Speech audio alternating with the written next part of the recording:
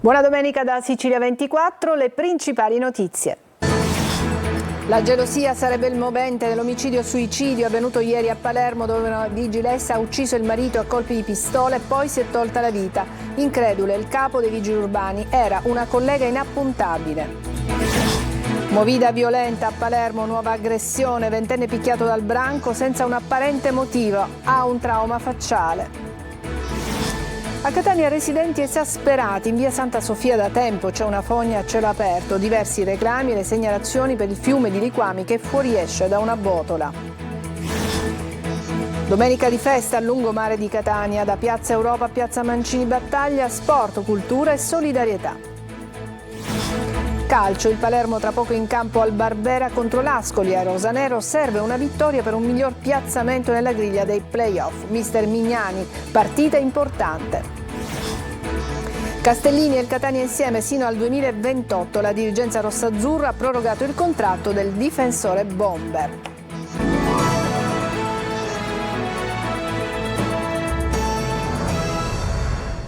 Bentrovati, c'è ancora tanta incredulità e sgomento a Palermo per il dramma familiare dove una donna, una vigilessa, ha ucciso a colpi di pistola il marito e poi si è tolta la vita.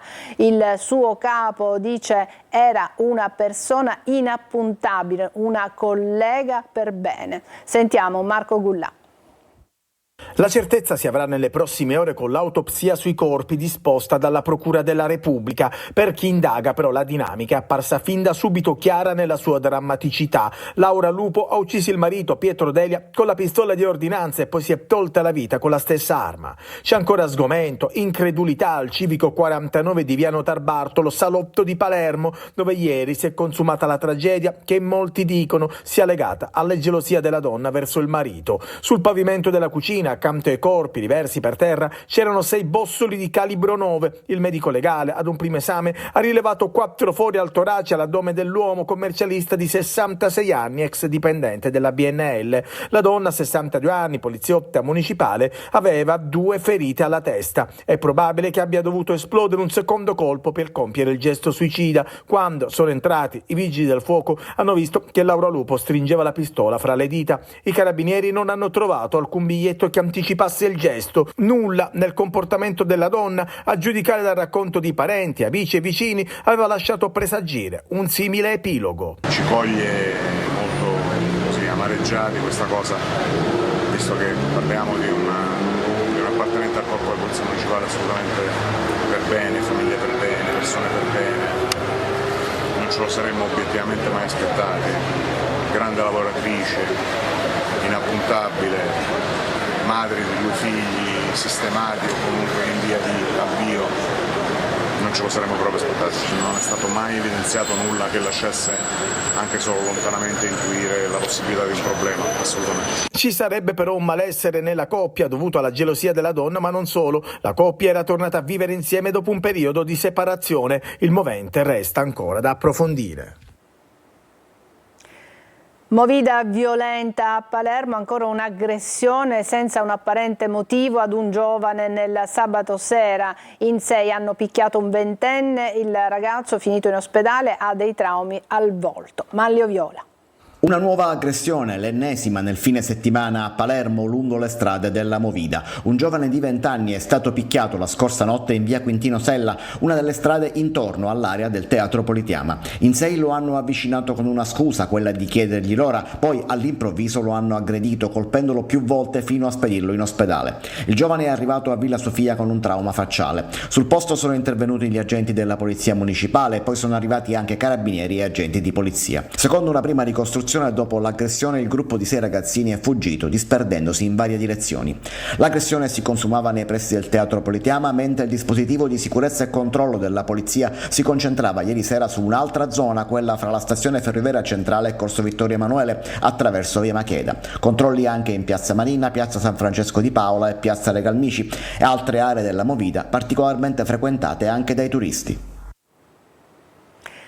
Dovrà rispondere di tentato omicidio e di porto illegale in luogo pubblico di arma da sparo il 76enne che ieri ha ferito a colpi di pistola un 55enne in pieno centro a Mister Bianco davanti a un noto bar.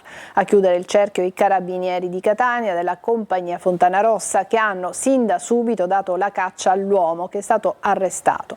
La vittima è un suo conoscente già pregiudicato, colpito da 3 colpi di pistola agli arti inferiori e superiori, che è stato ricoverato all'ospedale San Marco di Catania e al momento è fuori pericolo di vita. Catania, liquami a cielo aperto in via Santa Sofia, esasperati residenti che da oltre 20 giorni cercano di segnalare la perdita agli enti preposti senza però ricevere risposte. Tonino De Mano. Una fogna a cielo aperto che nessuno vede da oltre 20 giorni tra l'esasperazione della gente che ormai non sa più a chi rivolgersi. Succede a Catania e il fiume che vedete scorre in via Santa Sofia all'altezza del Parco Gandhi. I liquami fuoriescono da questa botola e scivolano a valle, ammorbando l'aria e costringendo i residenti a stare barricati in casa. E fuori anche peggio, visto che i pedoni devono prestare attenzione anche agli schizzi delle auto in transito. È da più di 20 giorni che purtroppo nessuno è intervenuto e la situazione sta degenerando. Situazione igienico-sanitaria da terzo mondo, ma sconcerta soprattutto il silenzio da parte degli enti che dovrebbero intervenire, come conferma questa signora che da giorni, incollata al telefono, cerca l'interlocutore giusto per risolvere il problema. Da 20 giorni ho chiamato il numero verde del comune, non ho ricevuto alcuna risposta e mi sono preoccupata allora di contattare altri numeri di telefono segnalati. Ho incontrato gli operai della multiservizi di Catania che è in chiusura di cancello, per disperazione quasi mi sono rivolta a loro e ho detto ma scusate, chi è che si interessa del sistema fognario a Catania? E loro mi hanno detto no, il comune di Catania non fa più questo servizio ma lo fa la Sidra. Sono tornata a casa e ho chiamato la Sidra l'indomani mattina, però mi hanno dato 2 numeri di telefono, uno di un ingegnere e uno di un altro operatore, ma a nessuno dei 2 numeri ho ricevuto risposta. Piange il telefono e la fogna non ha pietà. Arrestato dalla polizia di Catania un 25enne per rapina aggravata commessa il 13 giugno dello scorso anno in un centro medico riabilitativo. Travisato da cappuccio e da sciarpa e armato di coltello, il giovane è entrato all'interno del centro e ha minacciato una dipendente per farsi consegnare l'incasso di 80 euro. Attraverso le immagini registrate dai sistemi di videosorveglianza della zona è stato individuato lo scooter utilizzato e si è risaliti all'identità del rapignatore. Il 25enne è stato sottoposto agli arresti domiciliari. E sempre a Catania i carabinieri hanno arrestato un pregiudicato di 41 anni. L'uomo era agli arresti domiciliari nella sua abitazione nel quartiere Canaricchio ma è evaso. È stato trovato a spasso alle 6 del mattino in viale Mario Rapisardi. E sempre a Catania parliamo invece di una domenica all'insegna della festa, della piacevolezza, un'altra edizione del Lungomare Festa e un'altra invasione di gente tra Piazza Europa e Piazza Mancini Battaglia. Tante le iniziative, trasporto, cultura e solidarietà. C'era per noi Tonino De Mano. Sport, cultura e solidarietà in una sola parola. Lungomare Fest. Ore 10. Scatta il divieto alle auto da Piazza Europa a Piazza Mancini Battaglia e i catanesi si riversano in strada rigorosamente a piedi, in bici o in monopattino. Le 2 corsie di marcia improvvisamente si trasformano in un unico percorso dove si va a destra e a sinistra, avanti e indietro. Noi abbiamo anche noleggiato la bici elettrica e siamo qui anche perché la giornata permette, è splendida, quindi ci divertiamo. Ci si ferma a respirare la brezza marina e c'è chi ascolta nuovi suoni. Noi facciamo un attimino silenzio, si sente la musica delle persone, ogni nota differente che compongono un concerto meraviglioso la mattina, il silenzio di tutto, soltanto le persone che parlano. Sente? È meraviglioso. Una macchina bianca si fa largo tra la gente, a bordo un automobilista particolare. C'è anche un autobus perché la cultura è sempre in movimento. Ma c'è molta curiosità. Noi questa iniziativa è da circa 10 anni che c'è, però le persone è come se non l'hanno mai visto, perché tutti i lungomari liberati che noi facciamo qua portiamo sempre quest'autobus per fare cose. Però la persona è sempre, affascinata da questa iniziativa. In piazza del Tricolore anche l'autoemoteca della dell'Associazione San Marco Donatori Volontari Sangue e la Festa delle Famiglie, con spettacolo di marionette, letture, racconti e laboratori per grandi e piccoli a cura dell'Associazione Famiglie Arcobaleno. Immancabili i mercatini artigianali ed il pallone. Notte di sbarchi a Lampedusa, dove dopo il soccorso di 4 barchini sono giunti 166 migranti, complice il mare calmo. In meno di 24 ore sono sbarcati 438 migranti e verrà battezzata stasera nella parrocchia di San Gerlando la piccola Ivoriana, che adesso ha 2 anni e mezzo, accompagnata da mamma e papà, la prima nata sull'isola dopo 51 anni e che ha ricevuto la cittadinanza onoraria. Questa sera sarà battezzata. I cantieri per il ponte sullo Stretto non partiranno prima della fine dell'anno. La nuova data è stata fissata dall'amministratore delegato Pietro Ciucci. Anche l'iter degli espropri dovrebbe subire un rinvio. Sentiamo Francesco Triolo.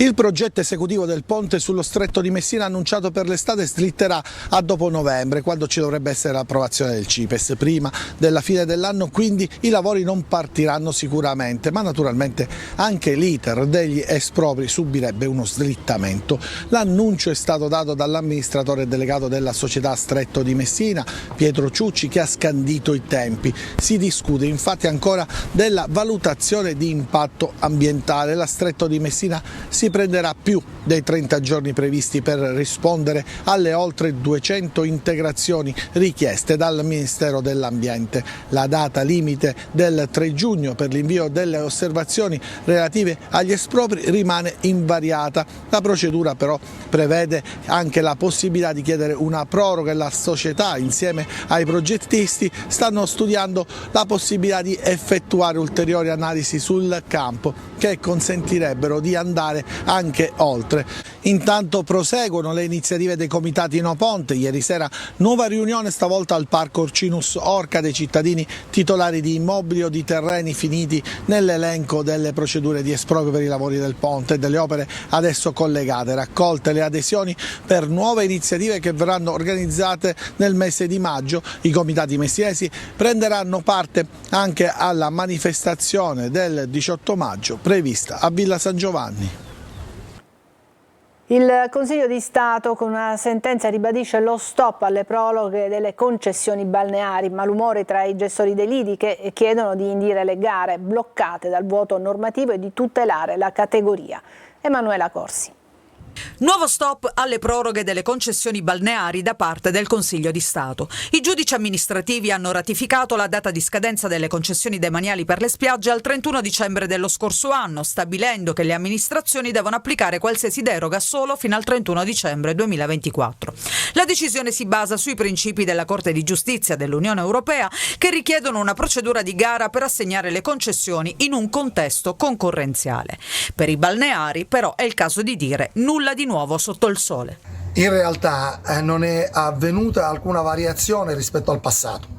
Il Consiglio di Stato anni addietro si è pronunciato dicendo che le gare si devono effettuare. Semplicemente in questa occasione continua a ribadirlo. Pochi però sanno che nella stessa giornata nella quale viene emanata questa sentenza, un'ora dopo, il Consiglio di Stato si pronuncia ordinando la sospensione delle gare a causa della mancanza dei parametri per poterle svolgere.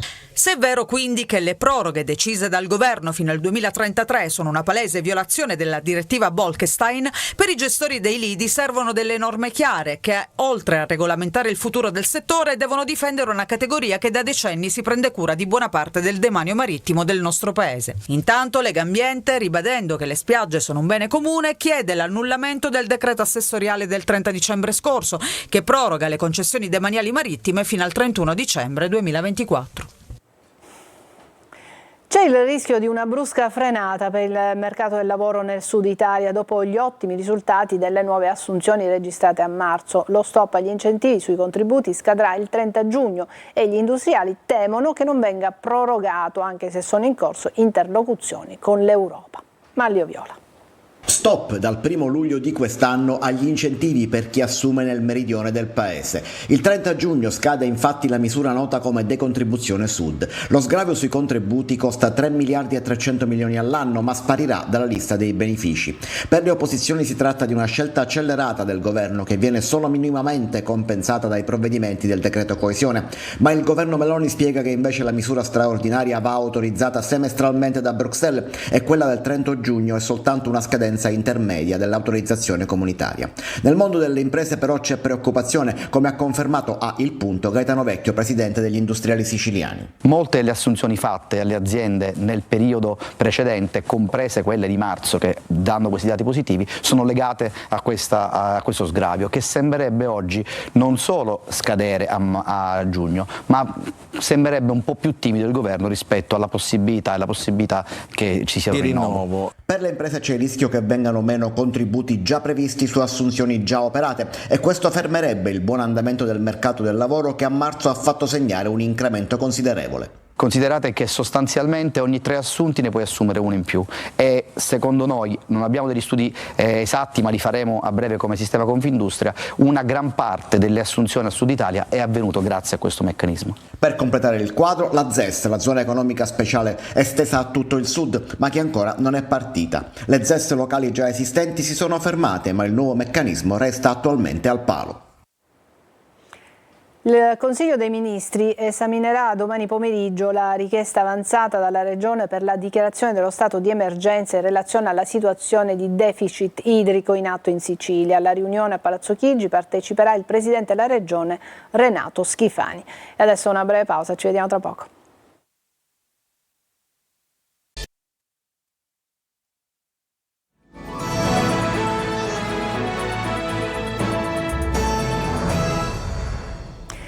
Rivive al teatro il mito dei Beatles grazie alla musica dei beatbox e all'avvincente raccordo di Carlo Massarini, uno dei più amati giornalisti di musica in Italia. Aneddoti, curiosità, cronologia del quartetto che ha cambiato il corso della storia. Domani al Teatro Golden di Palermo e poi a Mazzara del Vallo. Eva Spampinato.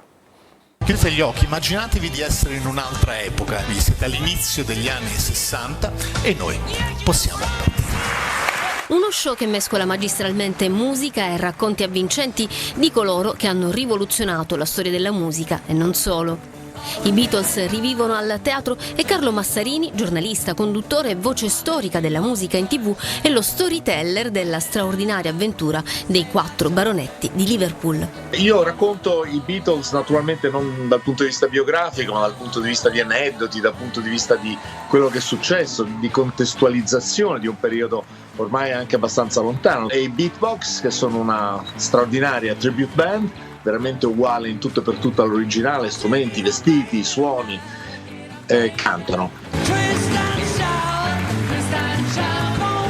Massarini sceglie di raccontare i Beatles perché? Perché sono stati la più grande band della storia, perché hanno cambiato la cultura degli anni 60, perché nonostante siano passati 60 anni sono comunque tornati al primo posto in classifica qualche mese fa e la loro eredità, diciamo, si è sparsa lungo migliaia di gruppi, quindi sono ancora perfettamente attuali. Magical Mystery Story Now and Then sarà in scena lunedì 6 maggio al Teatro Golden di Palermo e il 7 al Rivoli di Mazzara del Vallo. È un perfetto antidoto contro la banalità della musica contemporanea. Ci sono molti che portano i propri figli, i ragazzi, i bambini, e io credo che sia utile anche per chi sente i suoni di adesso, no? Mettere un attimo in prospettiva, perché nasce tutto 60 anni fa.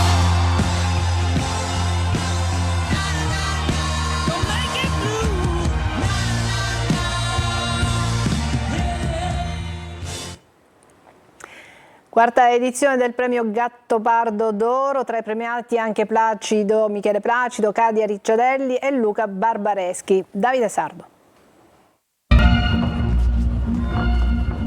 La Sicilia celebra la sua ricca eredità letteraria con il premio Gattopardo d'Oro, traendo ispirazione dal romanzo capolavoro di Tomasi di Lampedusa, che, rievocando con intensità e cognizione storica un'epoca di transizione, è oggi testimonianza e simbolo di resilienza e di progresso sociale. La piazza del monastero delle Benedettine a Palma di Montechiaro è stata cornice di una serata di gala internazionale con ospiti e premiati di prestigio della letteratura, del cinema, dello spettacolo, della televisione. Questo ha un sapore straordinario perché io amo lo scrittore, amo queste zone perché la provincia di Agrigento per me è qualcosa.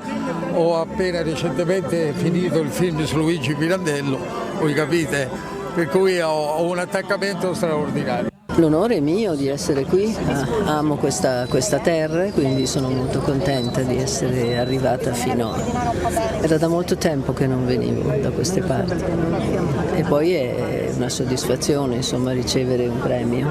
È davvero un'emozione pazzesca, intanto per il grande legame anche affettivo che ho nei confronti di Tomasi di Lampedusa e del suo romanzo, perché per me è stato un punto di riferimento fondamentale ed è rappresenta, a mio avviso, una delle voci più importanti per raccontare il Sud oggi. Un premio è sempre piacevole, soprattutto piacevole in Sicilia, una terra che amo molto. Sono un filicudaro doc che passo da Catania a Palermo da circa 45 anni praticamente ogni 2 mesi. La manifestazione, frutto della collaborazione con il Comune, è stata anticipata a maggio, proprio nella data in cui nel lontano 1637 fu posta la prima pietra di Palma di Montechiaro da parte dei Tomasi. Adesso una breve pausa e poi il calcio, tra poco il Palermo scenderà in campo e le ultime sul fronte calcio Catania. A tra poco.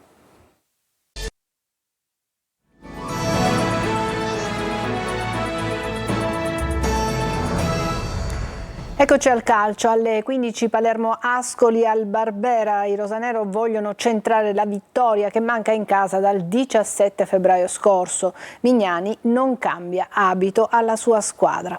Marco Gullà.